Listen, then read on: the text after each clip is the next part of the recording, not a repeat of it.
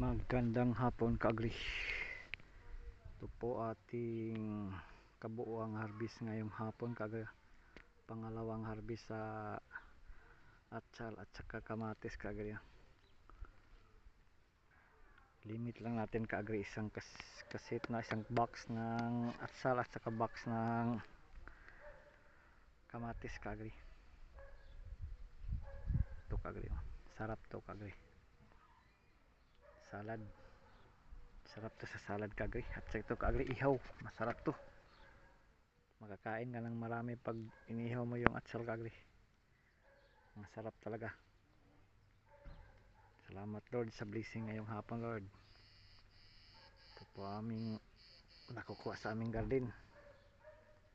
Sipag lang tayo. Sipag lang at tiyaga ang ating tirada din.